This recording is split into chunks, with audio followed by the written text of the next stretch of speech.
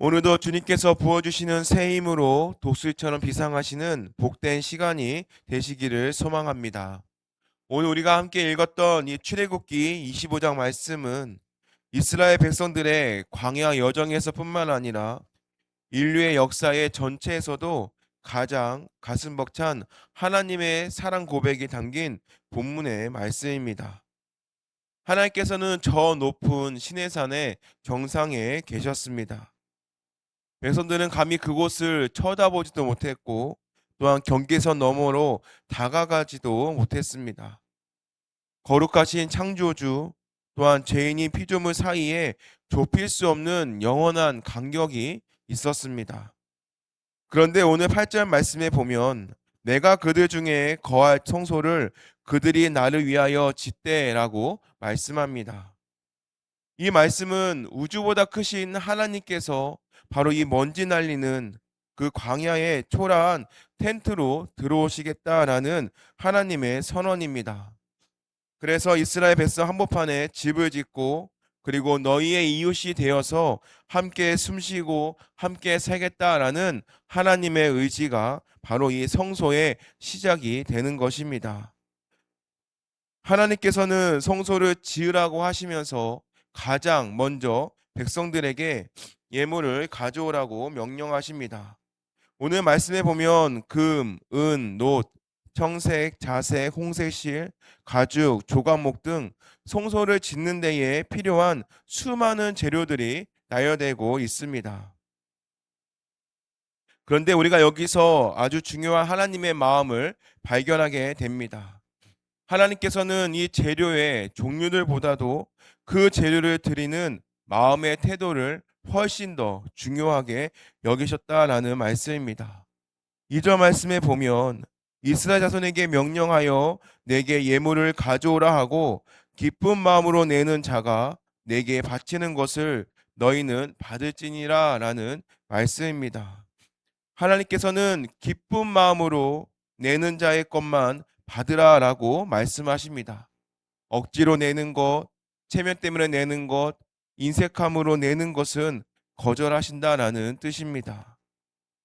천지를 말씀 한마디로 창조하셨던 하나님이 금이 부족해서 은이 없어서 달라고 하신 것은 아닙니다. 하나님께서 굳이 우리의 예물이 없어도 얼마든지 가장 화려한 성전을 순식간에 지을 수 있는 분입니다. 그럼에도 불구하고 왜 백성들에게 예물을 가져오라라고 하셨냐라면은 그것은 그 마음을 원하셨기 때문입니다. 하나님께서는 백성들의 자발적인 마음 또한 자발적인 사랑과 헌신의 그 담긴 곳에 거하고 싶었던 것이었습니다. 하나님, 우리와 함께 해주셔서 너무나도 감사합니다.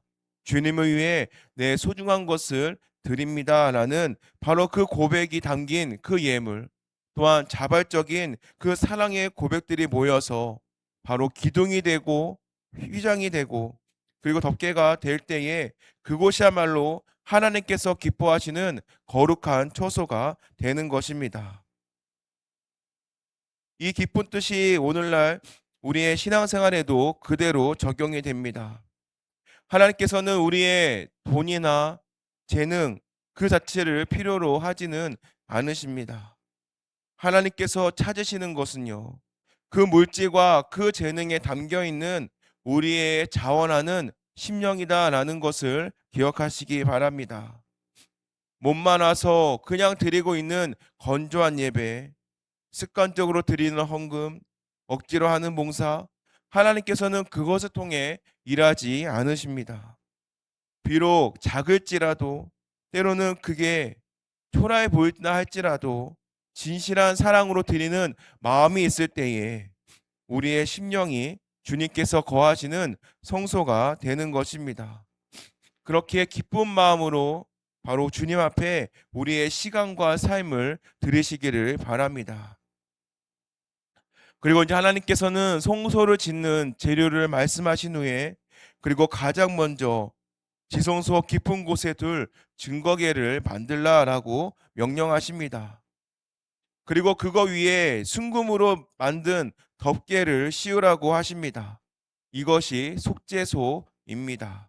22절 말씀에 보면 이 구절은 성소 건축의 목적이자 또한 우리 신앙의 심장과도 같은 말씀입니다. 22절 말씀입니다. 거기서 내가 너와 만나고 속죄소 윗 증거계 위에 있는 두 그룹 사이에서 내가 이스라엘 자손을 위하여 내게 명령할 모든 일을 내게 이르리라.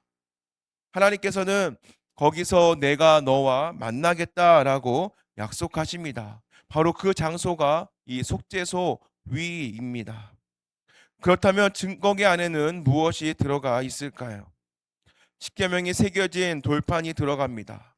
이 율법은 하나님의 거룩한 그 말씀의 기준이고, 그리고 죄인인 인간이 그 율법 앞에 서면 당연히 정죄를 받고 죽을 수밖에 없습니다. 그리고 그 율법은 끊임없이 우리의 죄를 고발합니다. 너는 죄인이고 너는 자격이 없다라는 것입니다. 그래서 하나님께서는 그 무거운 율법을 덮개로 바로 덮으라고 말씀을 하신 것입니다. 그리고 그 덮개 위에 대속죄일 때마다 바로 그 희생 제물의 피가 뿌려지는 것입니다. 하나님께서는 우리를 만나 주셨을 때에 뱃속에 있는 그 율법, 그리고 바로 우리의 죄와 허물을 들춰보지 아니하시고 바로 그 덮개 위에 뿌려진 피를 보시고 우리를 만나 주신다라는 것입니다. 그렇게 하나님께서는 우리의 죄를 들춰내어서 심판하는 자리가 아니라 바로 이 생명으로 덮어서 용서하고 살려주는 자리, 바로 이것이 바로 이 성소의 핵심인 은혜의 보좌의 자리입니다. 그렇게 이 속죄소는요, 바로 하나님께서 우리를 향한 완전한 용서를 보여주고 있습니다. 율법대로라면 우리는 마땅히 벌을 받고 심판을 받아야 되는 존재입니다. 그러나 하나님의 이 덮어주심의 은혜로 인하여서 우리는 이제는 죄인이 아닌 의인으로 대하시며 만나주고 계십니다. 성소는 겉으로 보면 금과 은으로 화려하게 치장이 된 건물입니다. 하지만은 그 안에 바로 그 본질은 덮어주심과 용납이다라는 것을 꼭 기억하시기를 바랍니다. 그래서 죄인인 우리가 바로 이 거룩하신 하나님을 만나도 죽지 않고 또한 생명을 얻는 그 유일한 길이 바로 이 성소입니다. 더 나아가서 이제 31절 이하에 보면 이 등장대가 등장합니다. 하나님께서는 순금을 녹여서 틀에 붓는 쉬운 방법 대신에 일일이 쳐서 그것들을 만들라고 명령하십니다. 사실은 이 금은 녹이면은 더 매끄럽고 만들기가 편합니다. 그러나 하나님께서는 굳이 두들겨가는 그 과정을 통해서 만들라라고 하십니다. 이것은 하나님께서 우리를 어떻게 빚어가시는지를 우리에게 보여주고 있는 모습이기도 합니다. 등잔대는 성소를 유일하게 비추는 그 어두움 밝히는 유일한 빛입니다. 그런데 그 빛을 내는 도구가 그냥 만들어지지 않고 수만 번에 다듬어지는 그 과정을 견뎌야지 바로 그 안에 등잔대가 되어서 빛을 비출 수 있다라는 것입니다. 우리 인생 역시도 그냥 평탄하기만을 원합니다. 그러나 하나님께서는 우리에게 때로는 시련과 연단이라는 도구를 통하여서 우리의 모난 성품과 고집을 다듬어 가시는 하나님이 되십니다. 분명히 우리가 그런 과정 가운데에 나의 뾰족했던 자아가 다듬어 가면서 때로는 아프고 견딜 수 없는 고통이 오기도 합니다. 그리고 하나님께 왜 나만 이러한 고통을 격려하고 불평할 수도 있고 탄식이 나올 수도 있습니다. 그러나 하나님께서 우리를 다듬어 가시는 이 이유는요, 우리를 부수기 위함인 것이 아니라 가장 아름다운 모양으로 잡기 위해서 하나님께서 우리를 이렇게 사용하신다라는 것을 우리는 기억을 해야 합니다. 우리의 아픔의 시간들을 통과해야만 우리 안에 있는 불순물이 빠지게 되는 것이고, 또한 어두운 세상을 비추는 그 영롱한 빛을 머금는 정금 같은 이생이 태어나게 되는 것입니다.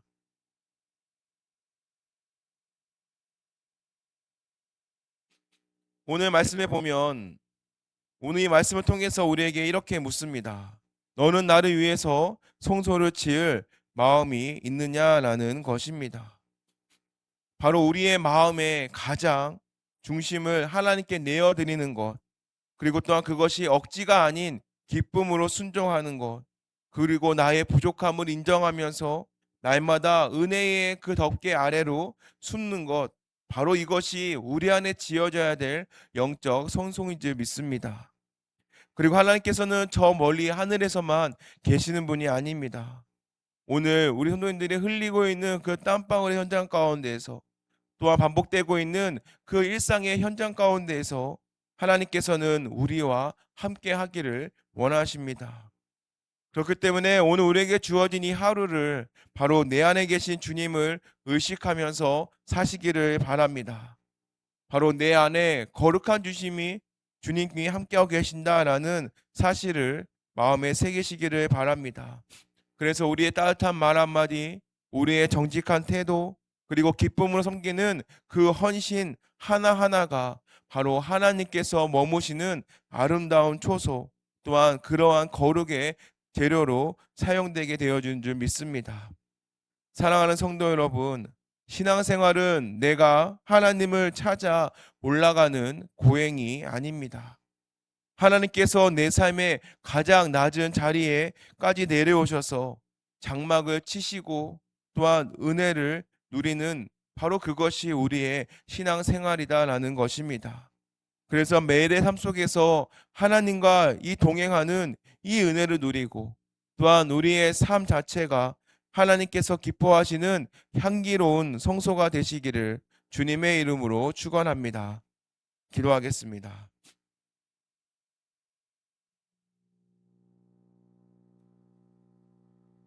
임마누엘의 하나님 아버지, 오늘 이 새벽 출애굽기 25장의 말씀을 통하여 높고 높은 보좌를 버리시고 낮고 낮은 우리의 삶의 한복판에 거처를 정하시려는 하나님의 사랑을 깨닫게 하시니 감사합니다.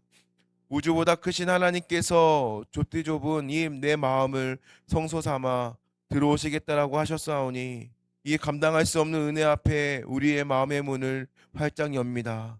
주님, 하나님께서는 우리의 소유가 아니라 자원하는 마음을 원하신다고 오늘 말씀하십니다. 그동안 우리가 드려졌던 것들이 때로는 인색함은 아니었는지, 때로는 체면 때문에 드린 건 아니었는지 억지로 주님을 섬기진 하나님들을 돌아보게 됩니다.